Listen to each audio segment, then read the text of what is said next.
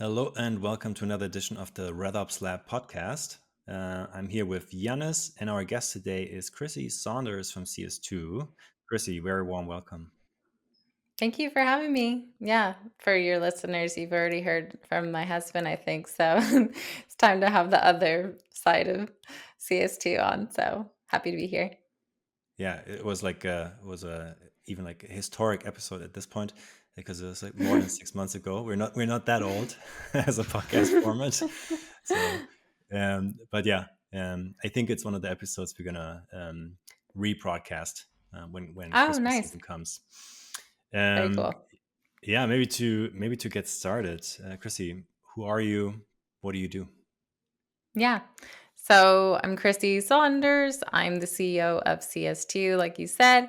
I co-founded our agency who works with fast-growing B2B tech companies, mainly in the Bay Area, but all across the US and abroad.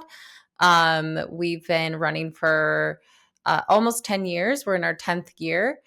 And I started on the marketing ops side of the world. I worked at Marketo and at different startups. Same thing with Charlie, my husband, the co-founder, and together we joined and started CS2. And since then, we've been working with amazing companies, some of which people know the name, like Gong, Outreach, Coursera, and so forth.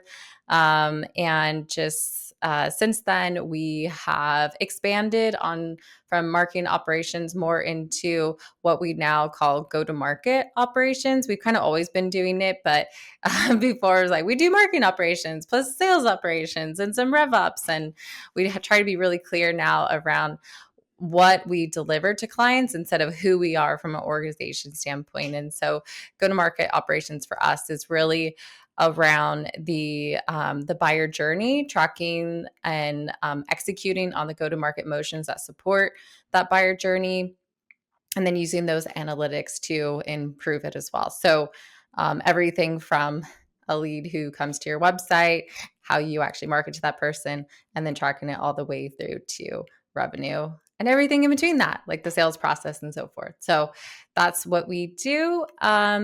And I think for a lot of our companies, they're fast growing. They come to us, the operations is usually a mess. It's under resourced. And so we help them make sense of it all, give them a framework they can actually use to get their campaigns and go to market strategy off the ground, and also give them the reporting model that they can use to improve it, as well as have better planning for the organization. Yeah, so you kind of like draw the line then at the renewal process. That's where you stop supporting, or Yeah, like I would say the cash part is usually where we stop. So even from like a renewal or upsell expansion, we'll track that, especially around the marketing that can help support it. But anything around like CPQ or um, you know the deal desk and so forth, we pretty much stop there. Although we do have experts on our team who have experience in it, but we try and be more focused on anything that kind of involves the buyer journey, including the sales process. got it. Yeah, I mean, during your intro, I already had to think about so many questions. How did you two meet? How is it working together? Like maybe should we do a podcast together? But that's not the topic for today. So after working with 100 companies and helping the RevOps teams of one, you developed this go-to-market framework, and today we want to dissect that go-to-market framework. Why did you develop it? Yeah. Yeah. So most of the time when we end up working with a client, we found that we were pulled in for a series of projects. Even from our first few clients that we had almost 10 years ago, it was really clear when we came on that they were having trouble figuring out how to take their go to market strategy and like execute it on a way that's scalable and report on it, and then also develop a tracking system for all of their buyers coming through into their funnel and create a sales process around that. So most of the time, like in better words for RevOps people, if you hear like, okay, we're having trouble with tracking our life cycle in the funnel, like we don't have any stages defined. We don't have a sales process defined. We don't even have our campaign channels nailed down and how we actually track those and what's driving conversions to a campaign.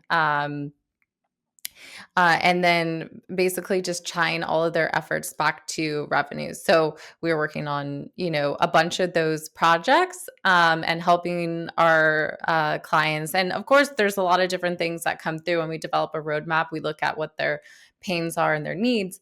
But we thought, okay, it's better when you have just a more holistic approach in not only how we engage a client to give them the infrastructure they really need, because oftentimes they're not thinking about like, oh, I'm struggling to report on XYZ. They're not thinking about, well, there's some big fundamental foundation things that you haven't done, which is why you can't report in that way. They just know their pains.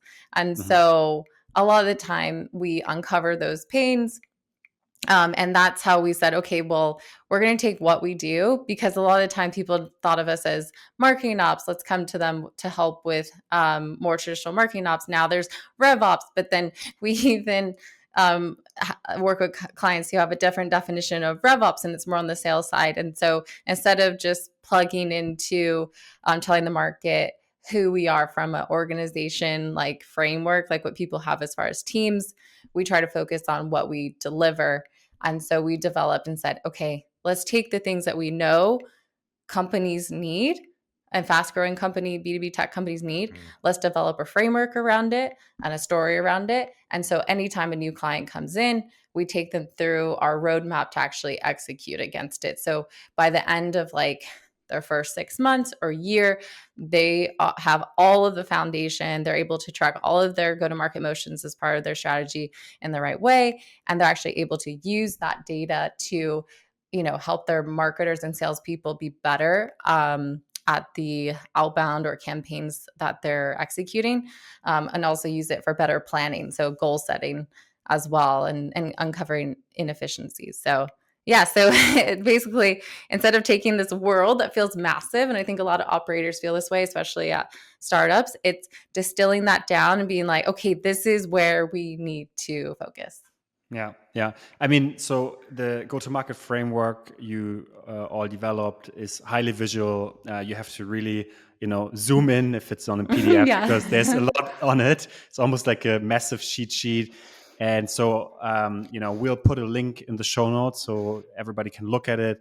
Highly recommend to look at it. I think it's a fantastic framework. We had Jaco on the show, right? Like, and he went through like his frameworks. And I think those frameworks, they are always, super helpful to, look at the world and actually kind of when you talk to, your customers or like basically that you speak the same language, right? Yeah. So, maybe let's kick off with the first question, right? Like when I run Fiber, my previous company, which I started in 2009, I choose the CRO title, being responsible for product and all things go to market back in 2010 before this was a thing. And everybody was always looking at me like, what is that weird title and blah, blah, blah. And a lot of people also joked about it for some reason. But, like we called RevOps actually business systems and integrations. And it also includes FinOps if you want to. What's the difference in your mind about go-to-market ops versus RevOps? Is there a difference? Is it just a rebrand? Yeah. So I don't think of it as like a rebrand of RevOps. If anything, I think go-to-market ops can just be a sub team under RevOps or just like a focus area. Because when you think about when it comes to the go-to-market strategy, executing the campaigns underneath it, creating a process for it, then the sales process from SDR to sales leader, there's a lot of key stakeholders and people that own different parts of the customer journey and the sales process. So if anything for us, the go-to-market ops can be a group that can live under RevOps, but they're so focused on this methodology. And a lot of the time, the people that can focus on that usually maybe have a background in marketing ops just because they're very keen and aware to figure out how to bring marketing and sales campaigns to market, and then also the funnel. Like they're usually very much involved with like, okay, how do we track a buyer, what signals are we sending over to sales, how do we score those activities and so forth. But it also has key stakeholders, I think, that maybe would even be traditionally a sales ops person, or still called RevOps, where they can help with defining the sales stages, creating the automation around how the data is tracked within like CRM and so forth. So we like to think of go-to-market operations less on like a team structure, but more around a focus area, or for us, like what we deliver to the client. And so I do think that there's like different camps, or like, oh, go to market ops, it's just a rebranding of RevOps. And it's like, well, I think you can have RevOps, but go to market ops should be kind of a focus area, especially for startups where maybe they don't even have finance ops, or they don't have business operation, anything like that, but they likely have, sales ops folks, marketing ops folks, an SDR leader and so forth, who are really, their sole job is to focus on the campaigns, the execution of that, the measurement of it, and then the sales process to support it all. Yeah. I mean, yeah, fully agree and subscribe to it. I think sometimes these discussions around where do you draw the line between this and that, and like, what's the name? Like, how would you call this? Is it RevOps? Is it like commercial ops, right? Or something else? Like, does it really matter? I think like as long as you have internal agreement, then as long as the organization has internal agreement, I think it doesn't really matter. Maybe like on the job market, then you have the wrong title, that can be a problem at some point. So it's good to adjust it every now and then, right? But yeah, other than that, really it's about like, what are you focusing on, and what are the needs in your organization? Like you said, right? Like if you're like a really late stage company, pre-IPO, revenue operations automatically will focus more on the financial side of things. And if you're very like scale up focused, then of course your focus is more on go to market, and because you need to scale, and that's like your focus. So I think that also looking at CS2 and how we even title our teams might be a good representation of like what we deliver is go-to-market operations. But the way that we structure our team that is supporting every client is we have our leads, which are go-to-market ops strategists. We have our technical team who focus more on the CRM side, which is solutions architecture and analytics. It also includes our analysts. We have a marketing ops team who's doing more of the stuff within a marketing automation platform, how the scoring on that, order of operations, how leads are coming through from the website into the system. And then we have our campaign operations and execution team, that their domain is really around like actually executing the campaign. So if you look even around our team structure, usually you need someone or a leader or even a structure like that at an organization to actually make this work, because a lot of the times a campaign execution operations person, they don't have the time to actually be strategic and think about the reporting aspects or the sales process, and lead those conversations with your key stakeholders. And then the same thing, the go-to-market ops strategist, yes, you can have a jack or Jill of all trades. I've been one of those people where I've been like marketing ops, RevOps, demand gen, but they'll usually still need their counterparts on like the CRM side to, create flows to help with some of the tracking, and also set up dashboards and so forth. And so I think looking at that structure, we don't say like everyone's a go-to-market ops XYZ. We still have those different domains, but it's supporting go-to-market ops. Yeah. No, I fully agree. Yeah. Like maybe let's switch back to the framework that you developed. When you start talking to a new prospect, or you onboard a new client, sort of like where do you start with explaining the framework to them? What's like the best sort of like pathway into it?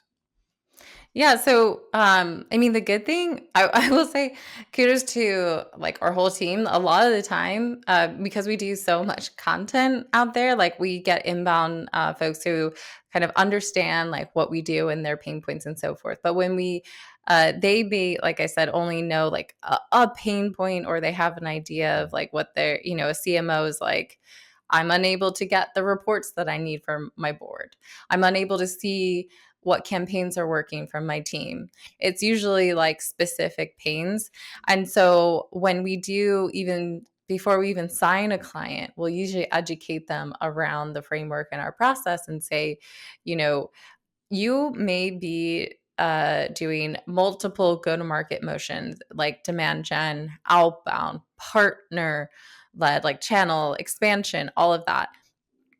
You need to have a process from a campaign execution to a data processing to who you're sending over to sales and how you define that, who is sales ready. You need to have, and the reporting method, it needs to be for all of those go-to-market motions. You can't have it. Well, one, they don't have the flexibility to have like different different teams and so forth. You need to get a unified view into what is working. And a lot of the time that is a key pain point, because they may have like, one of those tracking well. Okay, anyone that comes to us inbound, we're going to figure out, okay, is this person the right fit for us? Should they become a marketing qualified lead?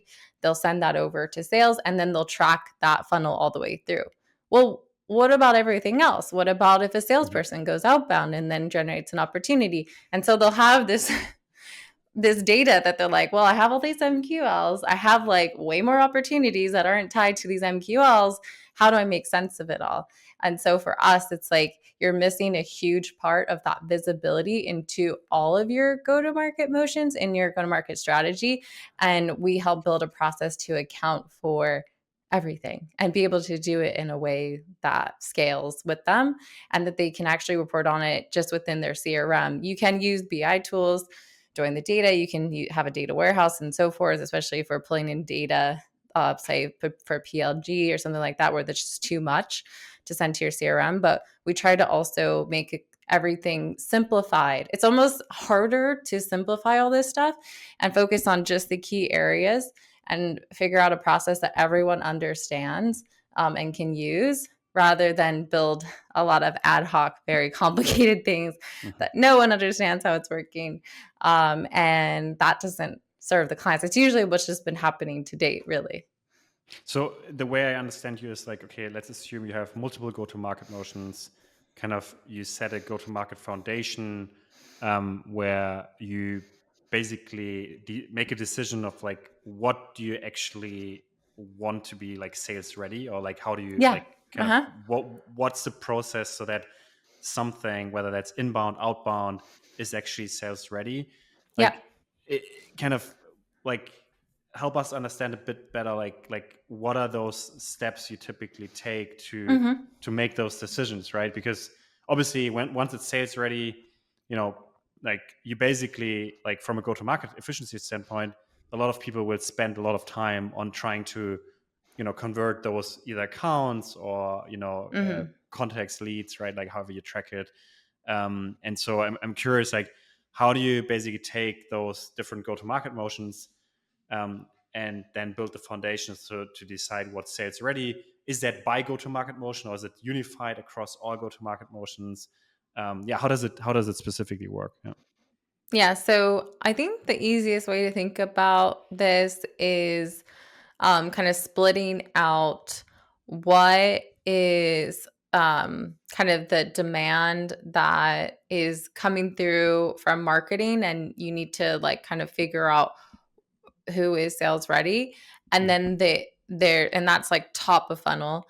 But then there's also cases where a go-to-market motion is maybe leaning more toward middle of the funnel or bottom of the, like basically almost bottom of the funnel. So some channels like that would be like partner or channel led. And then from the inbound side, it can be, say you run an event or someone comes to your website.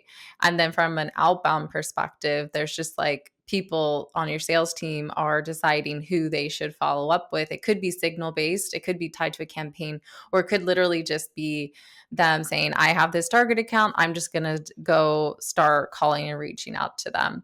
And so, when you think about it, like that's, I think first looking at, well, how are our journeys starting, or when is someone entering the funnel, and then like working backward from that. So a demand gen or inbound led, we'll use that as an example. And actually, for anyone who's interested, on our YouTube channel, I have a video that actually shows examples of this type of reporting by these different examples. So it's if you just search unified go-to-market data model, it'll be there. We'll put it in the show and I notes. can, I'll send you the link so you can put it in the show notes. So when it's inbound, it's usually there's more process around it. You need to try and figure out who this person is. Do they match your ICP? How much intent, or is this a signal that's strong enough to send over to sales? For some organizations, that might literally just be a demo request, or someone that, came through and said, I want to be contacted. Then, most of the time that'd be a traditional MQL, but we call it sales ready. Anything that is ready for sales, whether marketing has deemed it that way, which in this case it is, if they meet the criteria, say like lead scoring, that's your example, like, okay, I'm going to do lead scoring there.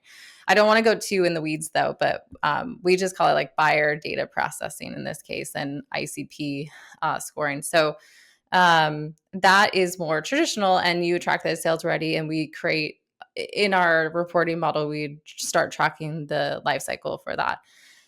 Even down to that channel. So if it was a contact sales, where did it come from? Did it come from Google? And then, so that would be paid search. And then we track that all the way through on that life cycle to revenue. So you can actually see what channels and campaigns or offers are working. Now, the other things that are harder to track is like things like a partner led go-to-market motion, or even outbound. So when you think about when you get deals from partners, it's very rare that you're just starting out like, hey, here's some just loads of leads from a co-event. That could happen, but a lot of the time what happens from a channel or partner is, hey, we have this company who is interested. It's literally like an opportunity. We still want to be able to track that. So we work with the org to figure out how those opportunities are getting created, and that will backdate the stages that they missed. So it's still sales ready. It would have been tracked back to that, but then it'll go into an opportunity. So we still on that lifecycle record are able to see it came from partner, what partner it was, and like, was there like a corresponding even like partner campaign or something like that. But it'll still backdate those stages. So we're able to track that all the way through. So the same way to like demand gen, inbound lead became sales ready, and then you track their stages through your funnel, we would still do that with, say, like a partner opportunity that gets created, but then backdate those stages. The velocity is quicker, obviously, so that can impact some of your conversion reporting, but it's still, you can compare the different channels or your go-to-market motions. And then the same thing for sales outbound. If someone, say a salesperson, will use the most basic thing, they see someone, maybe they're using de-anonymization, they see an account came to their site, they go and try and find the right person to reach out to that account. We will track that. If there's no marketing campaign that happened within a certain time frame, we'll track that back as sales and sales outbound, and then that would be the source and campaign that's tied to that funnel, and still track it as sales ready, the working stage, and then all the way through.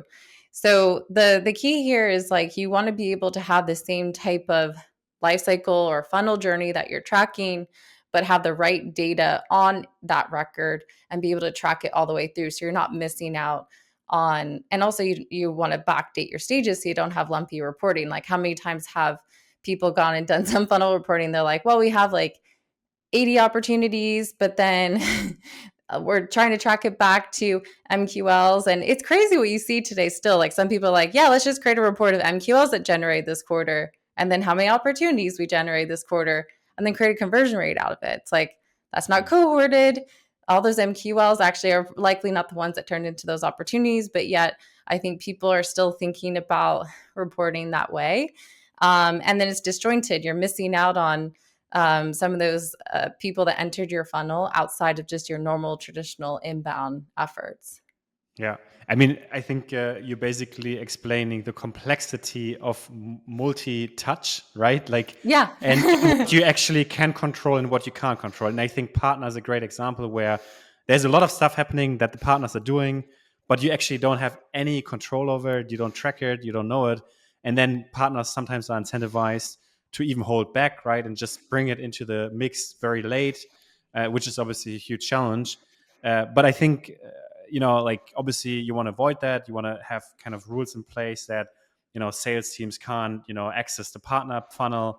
But you as a company from an ops perspective can do that and track it so that you have better reporting on that or better data on that to then leading to better, reporting.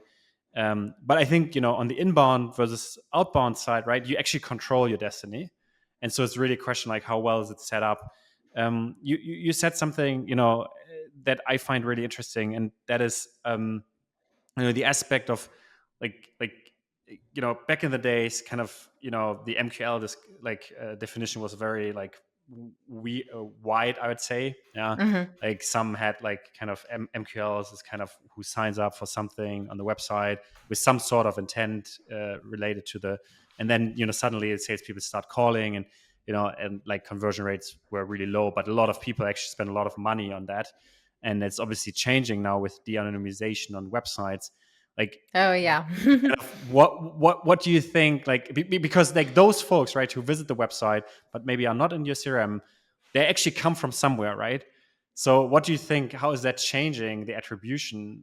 Because they don't land on your website without marketing doing something, right? Like they're not there accidentally. So like, how do you make sense of that? Like that's a big question in my mind. Yeah.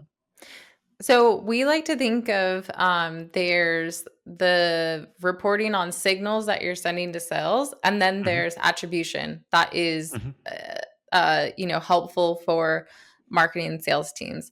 Attribution is more helpful to try and figure out, like, of all the touch points that are hitting your buyer, which ones are they actually engaging with, which ones have more influence on the opportunity, and so forth. An attribution, multi-touch attribution model is great for that, but also just like anecdotal data is good for that, self-reported data. So attribution is a bit hairier because you have to like look at the data, maybe look at multiple forms of attribution data, and then make sense of it all. And we still help do that. But when it comes to the funnel tracking and why we tie that back to the campaign, the medium of which they got there, say, the most basic example was like Google and then paid search, and being able to slice on all those three things as like what was the last touch that made them sales ready. So and drawing that line in the sand, because what is better at telling you is what signals that we're sending to sales, or sales is even seeing themselves or partners as what should go to a salesperson, and then trying to figure out of those sources, which ones have a better likelihood to convert to an opportunity in revenue, the velocity around it, and then being able then to even separate out, like for some of our clients, we take all those journeys and the funnel data, and we'll even slice it by inbound versus outbound versus partner, because all of those are even going to have different conversion rates, and rightfully so. But it's good to actually compare them, not apples to apples, or put it all together sometimes, because you will see inefficiencies like, hey, maybe our inbound criteria for who's sales ready needs to be tightened up. And maybe it's seen like even by channel, okay, we're seeing actually only demo requests that are people in this size of company are actually converting, and then you can make adjustments. And then on the outbound side, maybe you find that when marketing gets involved and are actually saying who the sales team should follow up with based on a signal is more likely to convert, rather than a salesperson just taking any de-anonymized web traffic and reaching out to all those companies. So I think attribution is separate, where you have that separate source of data that is really useful for marketing and salespeople to figure out how can we improve things. I also say like not trying to prove but improve. We say that a lot at CS2, attribution data. And like you're mentioning, there's so many touch points that can't even be tracked. And so in some ways, marketers need to like take a breath. And I try and tell CEOs this and CMOs this, like, your team is smart, like help them make their best ideas on like what is actually working. But in terms of what you're actually sending to a salesperson and who you're saying to follow up with, that is black and white most of the time. Of course, they could have done a bunch of things before that, but at least you can actually make efficiencies there. And also seeing where there's breaking points in your funnel. So if you have a low conversion rate from even meeting book to opportunity, those are quick wins and quick changes that you can easily use data to support. Attribution is more art and looking at the data, where like the signal and funnel data is more science. You can literally like kind of take it for what it is and still make changes that are worthwhile. And attribution's tough, honestly. Like so having something that you can draw lines in sand and also get a team to rally around is important. And look, I run an agency. I look at people coming inbound. I can see they said we're like how they hear about us, and I still use that data. But if I was going to send it to a salesperson, it would still just be part of that conversation.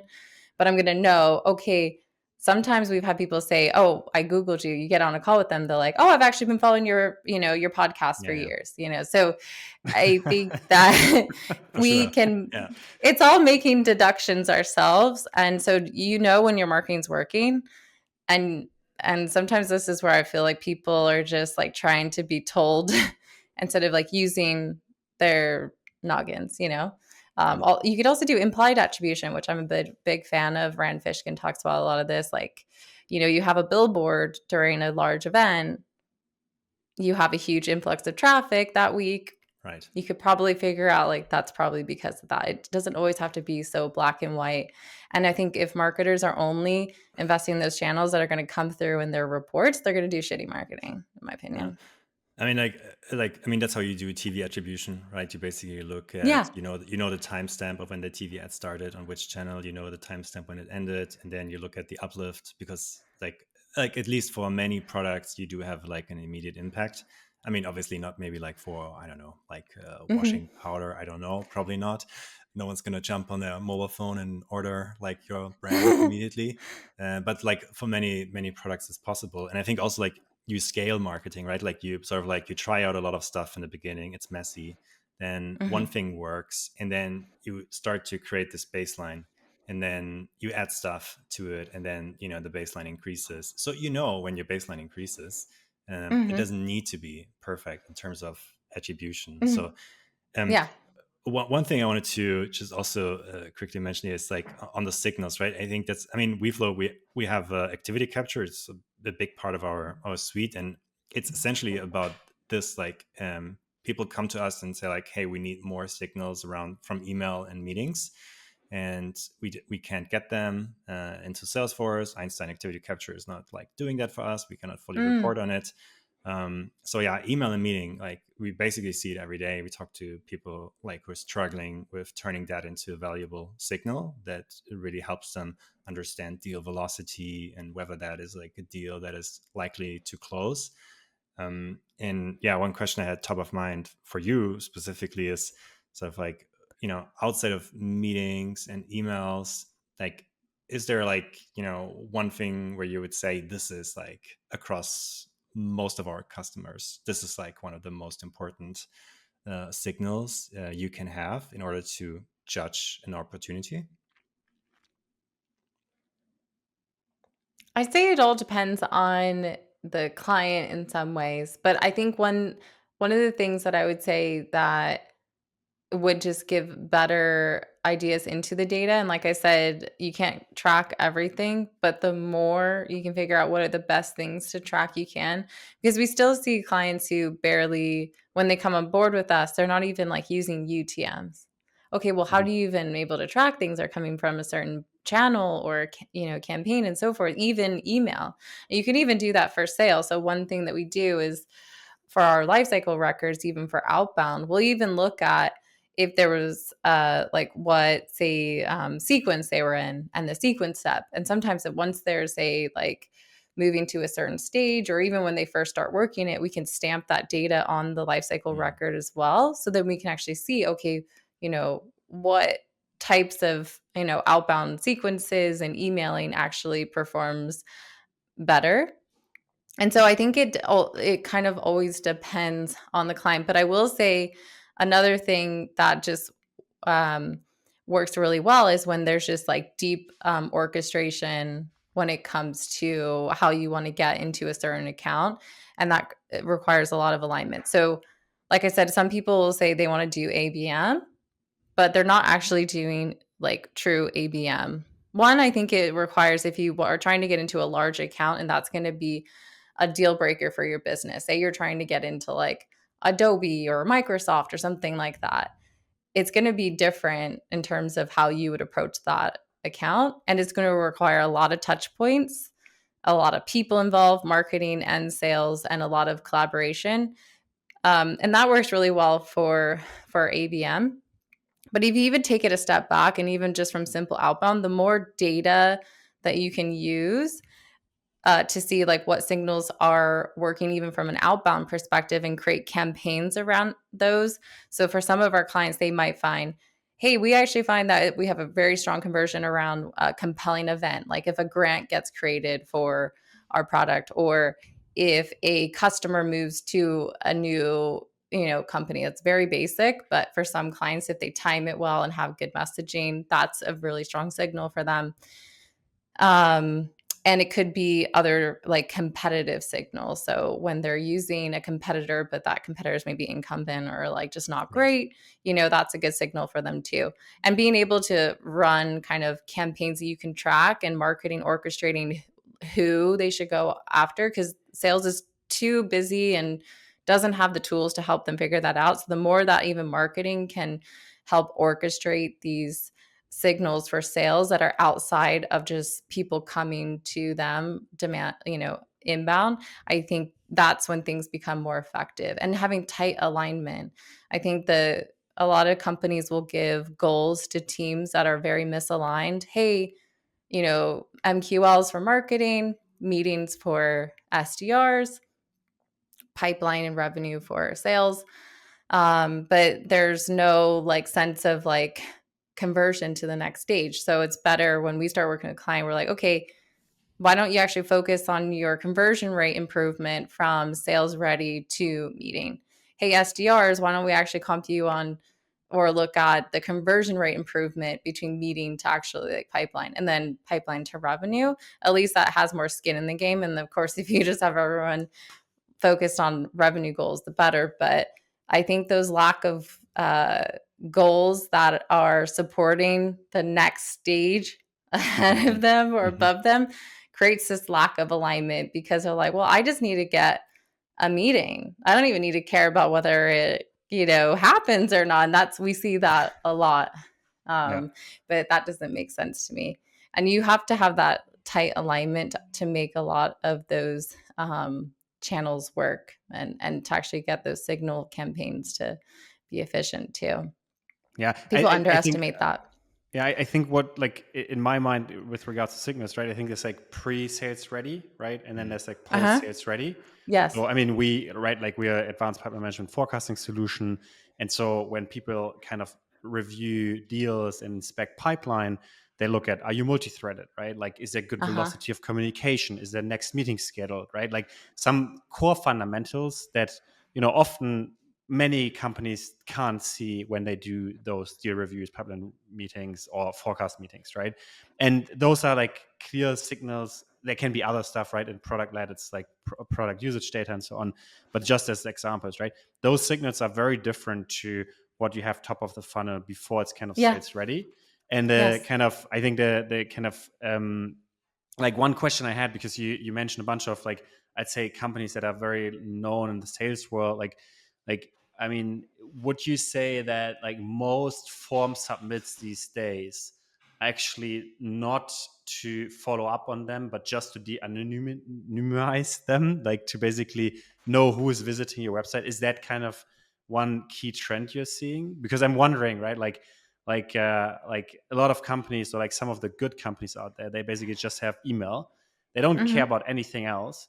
But it seems to me that it's like the core strategy is really to not then follow up on them, because they have no intent whatsoever often, but really just to basically set the cookie, make sure that they can, know when they come back, and then really track their journey. Is that something you're seeing? In some ways, yes. I think it's because we're putting like less gates around all the stuff that a buyer can do like with you. You're not like putting a form in front of everything. And then, like you said, if someone fills out a form, I think that it should be really if they want to be contacted. In some ways, I do think that's when data becomes your friend, because we do have cases where like you said, you want to be mindful around the fit of that company and maybe handle that buyer journey a different way. Some people do use de-anonymization, and then they take it as more of like, okay, this is the account we need to go after. Let's just go try and find the right people. And that can be useful, and you want to thread anyway. But like, even if you get someone who fills out a form, like once they do, I think that that's a good chance to say, like, is this even the right person to send over to sales? We actually have some clients where they can't follow up on every inbound. Not a lot of them aren't the right fit. And so that's where you need to actually siphon through, and you can actually design, like, should we send this person straight to a salesperson, book that meeting right on our website? Should we send them to something else? And should we just, send them a message and say, hey, you're not the right fit? You need to figure out what like buyer journey makes sense. But I think it's still okay to, capture those people and even capture information that could be useful for that buyer's journey. Like being really ready to have a great meeting with the client, in my opinion, is fine. But yeah, you don't want to actually have like everything else on your site that can help a client. Seeing even, I love those tools like Novatic and stuff like that, where you can even do like a demo of the tool just on your site. Is great. And if you have some de-anonymization that you feel ethical using, then that can be good. But yeah, and we'll store cookies, like you said, when you track cookie, like we'll actually like cookie the source of where people came from and stuff, because we know they're not just going to convert on the first thing, that they'll come back and so forth. But we still want to see like what actually was driving those conversions. But I think it varies. But I think the main thing here is to put yourself into the shoes of your buyer and also the salesperson, not just the buyer. Some people will do that only too. They'll just think about what the buyer wants. It's like, what about the salesperson that you're sending that buyer over to? Are they even the right buyer? Are they going to be a tire kicker and you're going to waste their time? Yeah. If anyone wants to have more empathy, to be a salesperson, because it's tougher than what most people think, especially when you have people that are wasting your time. 100%. Yeah, absolutely. Yeah. I think wise words to end this episode. I think it won't get any wiser than this. That's German charm, like it's basically like the English say, it's really nice. Sorry. No, this was very like me being very empathetic to sales, because I've been doing sales yourself? More sales the last 2 weeks especially. And so covering like a little bit, because summer break is big here. It was just like big the last couple of weeks here in Europe. You have your summer lull. Yeah, exactly. Yeah, well, actually sales high, but like just like not that many people in the office. And so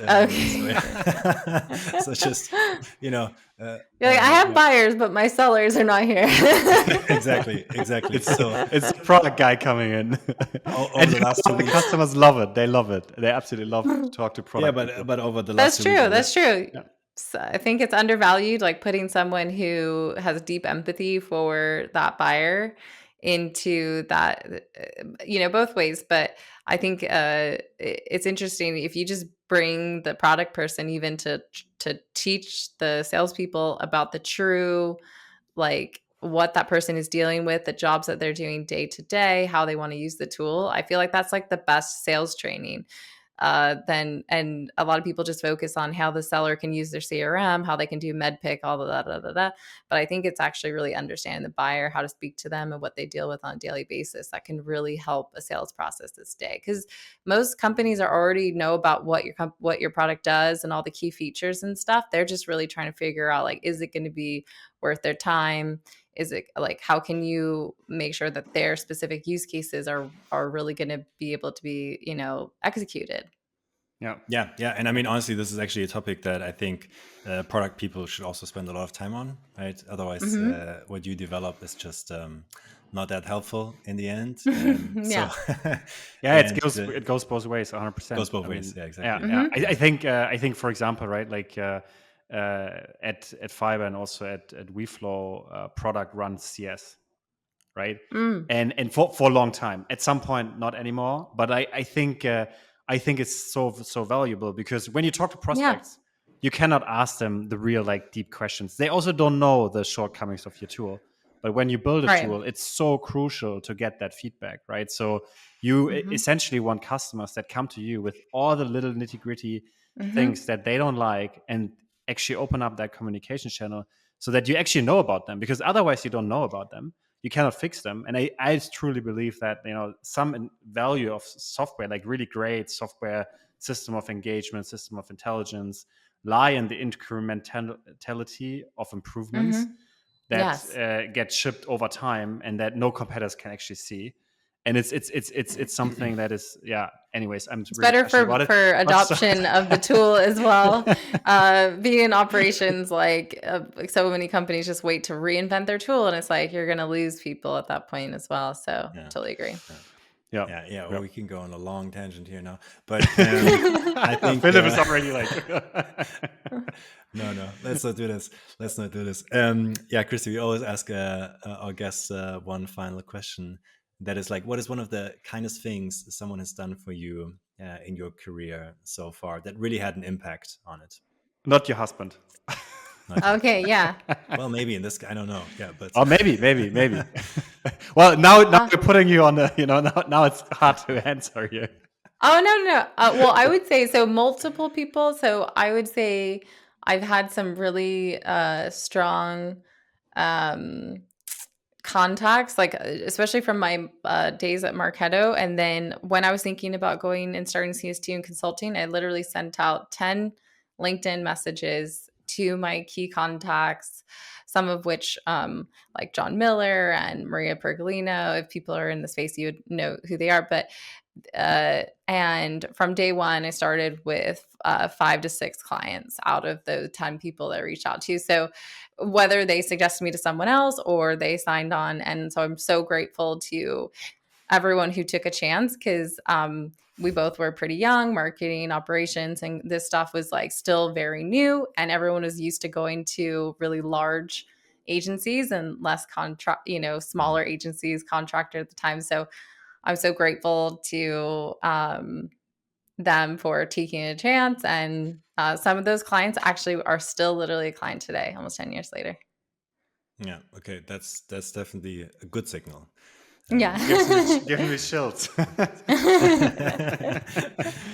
Crissy, thank you so much.